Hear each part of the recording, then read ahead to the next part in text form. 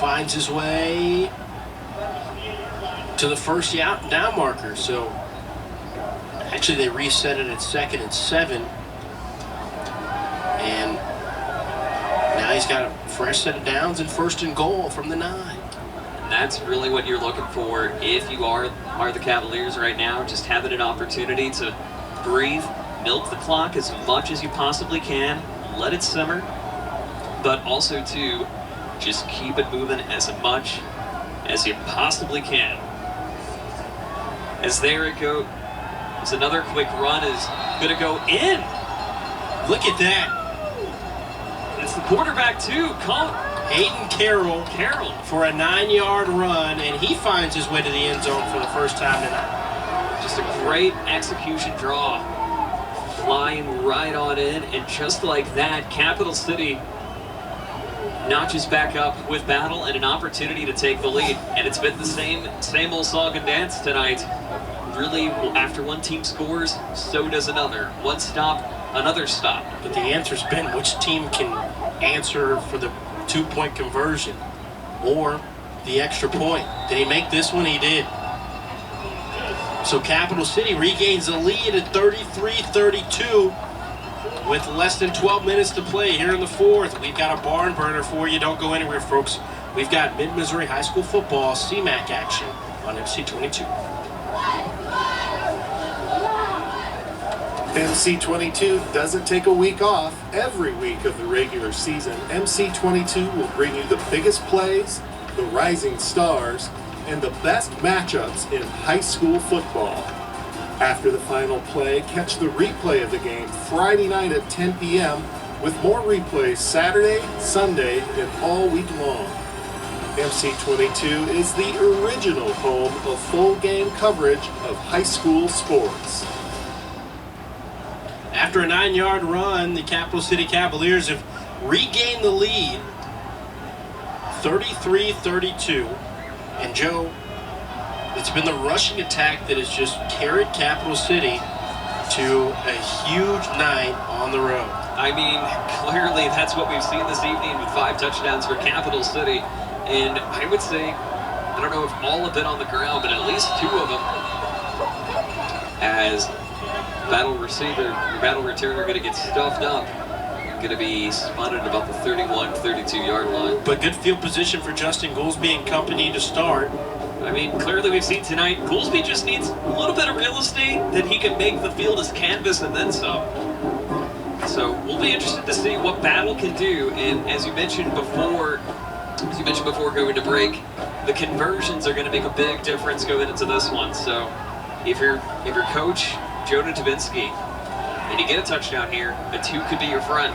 Goolsby on 1st and 10 had his receiver turned around. He was looking for his intended target into Qual Wright, but Wright couldn't turn around quick enough.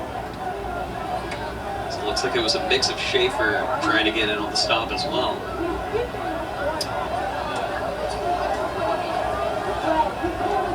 We talked about it throughout this game. Both these teams have had trouble keeping the lead, and it's changed 5 times. And this time in favor of Capital City. Both teams just equaling up on each other throughout the evening. So it's been an exciting ball game, but ball control hasn't been a good friend to either of them. Goolsby drops back on 2nd and 10, rolls out to his right. Goolsby gets to the edge. Goolsby across the 50 and wisely steps out of bounds before the Capital City Cavalier could get to him. A huge game by Goolsby, and with that, he's well over 100 yards rushing tonight. Absolutely, and once again, that's just credit to his vision and credit to his O-line too, at least giving him the room to run, and just the great vision and intellect that he has, and getting past 1, 2 tacklers, make it 3, and getting your way back to the positive side and into Capital City territory. I mean, Goolsby's talent hasn't gone unnoticed. A number of colleges have been at his front door as he takes the 1st and 10 carry himself up to the 40. We talked about it earlier. Lincoln University, Quincy University, Culver Stockton College, to name a few. And I think this senior season is only going to allow him to garner more and more attention. William Jewell, one more that's on the list that he's gotten an offer from. So GLVC, MIAA schools has been kind of the top tier of what the attention is garnered for this senior quarterback. And absolutely, and it would be great, it would be just an absolute star for really any of the programs who would be lucky to get him. So it's nice to know that the opportunities are out there for him should he want to take him on next year, and not only we see him under some Friday night lights this year, but some Saturdays in the fall. We'll see him for some hoops in the winter. Goolsby looking deep. Goolsby downfield, and it's almost intercepted. Great pass breakup by Schaefer alongside his teammate Landon McNeil. They made sure that that pass didn't go into the hands of Keelan Horn, and if it did, he would have had a pathway to 6. That he would have, and would have been lead change number 6 on this evening. Go figure. I think if you have one flaw in the game so far for Justin Goolsby in his entirety of his game is throwing that tight spiral deep downfield. Goolsby rolling out to his left, trying to escape pressure, trying to get the first down. He does, gets a block towards the end and steps out of bounds at the 23-yard line. Another big game for Justin Goolsby, and that'll put his rushing total over 125 yards if this flag doesn't bring it back. Once again, that's something we've noticed with Battle this evening, is just quite a few penalties, especially after those big Goolsby runs to move them forward into red zone territory, but it just keeps pushing them back further and further. That also being said, Goolsby has gotten himself out of these situations multiple times this evening. Their 7th penalty of the night, or 8th penalty of the night, rather. In 55 yards, I know it may not look like a lot, but it could be the difference between one score, which is where we are right now, in the thick of this ball game. It's cool outside now, and there's a little bit of a fog developing over the field. So you wonder if that may have any implications in the playing conditions down at field level. I mean, it very well could. Adds a little mystic atmosphere here, wouldn't you think? Goolsby drops back, passed over the middle, incomplete. On 3rd and long, he couldn't find his wide receiver to Quell Wright, and it's decision time for Battle. But we've got to find out what the flag is here. This could bring them back even more for another 3rd and long. And absolutely detrimental if this does go on Battle and pushes them back just a little bit further. No flag. There is no flag. They wave it off. But that doesn't help them either, because now you've got a 4th and long to think about here. With 10:10 to go, you've still got all 3 timeouts. But the way that... Looks like they're going to bring on the punting unit. And this is the smart decision here. You've got a lot of time left. Trust your defense. I think you've shown that you can stop the rushing attack if you put 8 guys in the box and you trust your defense. But knowing Battle, they can get it done. It's very true. High end over end punt down at the 29-yard line. So not the worst field position for Capital City. But another flag on the field here near side. So 3 straight plays, 3 straight flags. You'd love to see them get this under control here. And it's a false start on the Battle Spartans. Could he even push it back just a little bit more on him too? So giving Capital City another chance, and once again, it's just those little costly mistakes we've seen really come back to bite really both teams this evening, especially with the false starts. A few unsportsmanlike this evening as well. That's really pushed them back, but we've seen Battle really go through that adversity as they're going to decline the penalty and set Capital City First and 10, number 29. At their own 29-yard line, so decent field position for the Cavaliers. But now we're going to see how they can answer and if they can try to extend this to a 2-possession lead with just over 10 left to go in this one, and a crucial 10. You know, if I'm Joe Collier, I don't know if I decline that penalty because it's not like it doesn't help you. It's going to push Battle farther back. Therefore, their punt would be shorter, which means your field position increases by maybe 20 to 30 yards. Now, the thing that could help them is the more field position, the more field that you have to work with, the more clock you can eat up. And that's maybe kind of the mentality he's looking to run with, is they're going to go again on the run, but completely stuffed up by the Battle D line as well.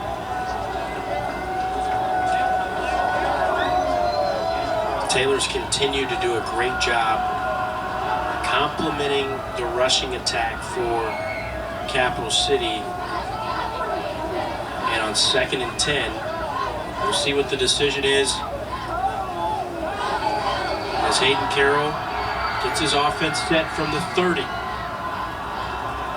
Pressure coming, but Hurley Jacobs is able to evade. Jacobs across the 40, a foot race inside the 20 and finally brought down at the 16-yard line. Hurley Jacobs. And Capital City sticking exactly with what they know. And just a great look from Hurley Jacobs, just going past 1, 2, 3 and making it a foot race before being brought down. Just incredible hindsight and just incredible resilience from Hurley Jacobs.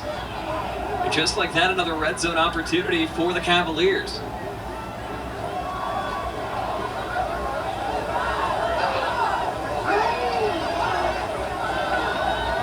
So another red zone possession here as Jacobs takes it up the gut for a 3-yard gain. Just once again, good pressure coming from the Battle defense, but they had a nice little red zone stand to start the second half. Can they hold it here late in this second half? And they're going to need something. They're going to need a stop, and they're going to need a little bit of magic to happen. But with 8:23 left to go, Capital City wanting to try to make this a little more out of reach. Can Thomas put it out of reach? Thomas to the goal line, and he's just about a yard short. Once again, Thomas just being the spark plug that the Cavaliers have absolutely needed this evening. And almost evading him of getting, or I should say a yard close of getting him touchdown number 3 on the night thus far. So here we go again with Battle trying to hold on the goal line defense. And you have to think with Capital City, stick with what you know on the run. Maybe even throw in a pitch too if you can. Here we go. 1st and goal. They give it to Hurley Jacobs, and he just waltzes into the end zone for touchdown number 3 of the night. And the Capital City Cavaliers extend their lead to 7. Just incredible pressure from Hurley Jacobs with a big run to get them into the red zone, and then just to kind of push it in for touchdown number 2 for Jacobs this evening. And once again, he's the big fella for the Cavaliers, and we are seeing clearly why this evening. Hurley is the guy that's getting it done. So they lead by a full score, 7 points after a couple of extra points missed, a couple of 2-point conversions made, and now they can potentially make this a 2-score game as they fake it to Jacobs and allow their quarterback Hayden Carroll to take it across the pylon for the 2-point conversion to cash at the bank. And just an incredible fake-off to get Carroll to sneak right on in. And this time, the 2-point gamble pays off for the Cavaliers. And now they're up by 9 and could potentially be one of the biggest wins in their program history. Well, there's 7 minutes and 40 seconds left to decide it. We'll show you the rest of it right after this on MC22. Get fast, reliable internet from Mediacom for free. Visit MediacomCable.com/ACP to see if you qualify for the Affordable Connectivity Program. Qualifying customers can get super fast speeds up to 100 meg for free. You'll have the speed you need for streaming, video chatting, online learning, and more. Plus powerful in-home Wi-Fi and 99.99% network reliability. Visit MediacomCable.com/ACP today to learn more. Welcome back to Battle High School in Columbia, Missouri. We got the Battle Spartans this week, but how about this? You get a treat again next week. You get Battle against Elias on Friday night, live on the Mediacom 22 channel at 7 p.m. sharp. So be sure to tune in on cable. Be sure to tune in on the live link as well. We'll go on air at 6:55 at the pregame show. Zach Zook and Aaron Mosier will be with you next week from Jefferson City. And they are going to have a fun one, to say the least. And we've got a fun one to finish up here. 7:40 to go, and Battle trails by 2 scores.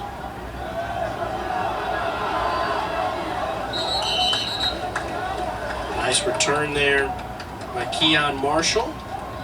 Puts his team in really good field position. At the 44-yard line is where Justin Goolsby and his offense will take over. And Joe, this feels like a great time to go back through our scoring summary. Battle got on the board first with that 79-yard return, and it just seemed like here in the second half, Capital City has answered just a little bit more. That they have. It felt like they were just trading points. Maybe now again. As Goolsby finds his receiver for a 15-yard gain, Jaden Donnelly.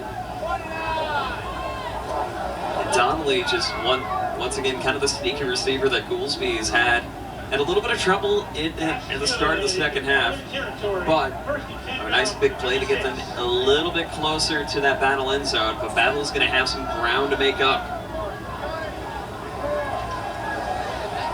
Goolsby flips one out in the flat for Murray. Murray cutting back inside. Murray spinning and getting brought down at the 28. Just chipping away. That's the name of the game, isn't it? Once again, just keep moving it just a little bit closer, but you want to kind of be efficient. The Capital City Cavalier is on the ground. Joe Collier will come out to the field to check on him. And you hope that everything is okay. How do you do? The medical team rushed out pretty quickly to come see him. He's going to be just fine. He's core component of this battle squad. But while the Battle Spartan offense is talking about strategy here as they trail by 9, let's take a look at some of the fine plays made tonight by Justin Goolsby, the senior quarterback. He's just been keen with his IQ and his playmaking all night long. Absolutely. The ball IQ that Goolsby has had has just been remarkable this evening.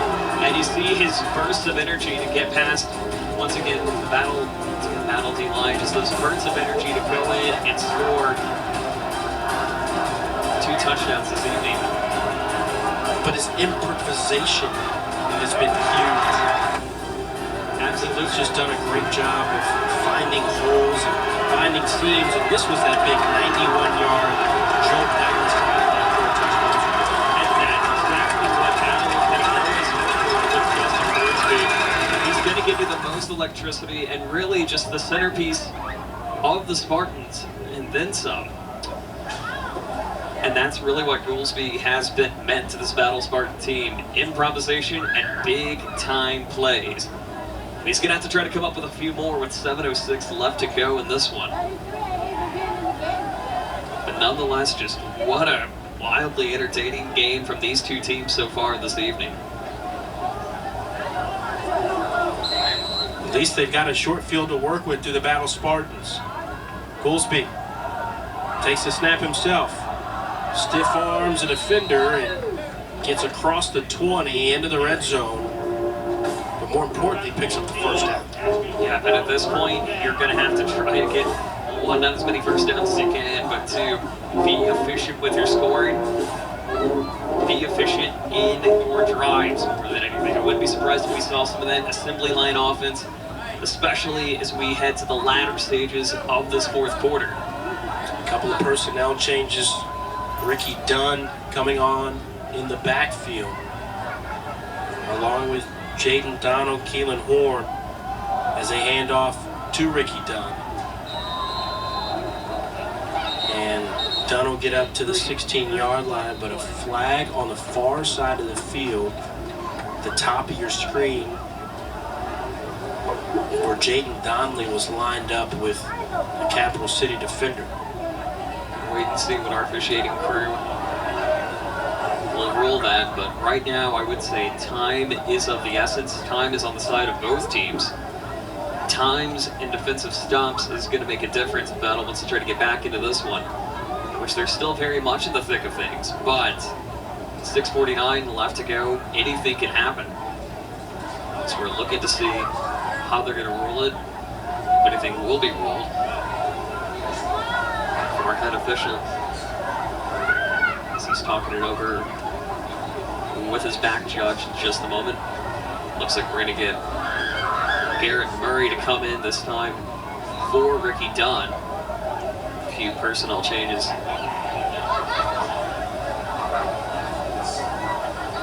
And it was a legal substitution for Capital City.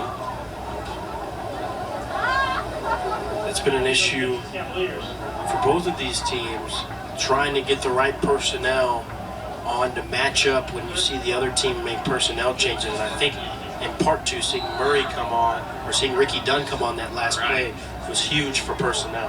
No question, no question. Just being strategic in your changes. Three wide receivers set for Goolsby on 1st and 5. He'll keep it himself, and he gets to the 12-yard line with a 3-yard gain on the play. Still got to watch the clock here if you're Battle. Get back up to the line and keep the train moving, as you mentioned earlier. No question. And with that clock continuing to tick just a little bit more, don't go for the first. Just punch it in if you can. Looks like it's going to try to go for that right side or maybe a fake. Hand off to Murray, and he's slammed down in the backfield. Huge play for Capital City. Landon McNeil coming up on the stop. And we've seen McNeil do that multiple times this evening. Just come up big and sneak, not only sneak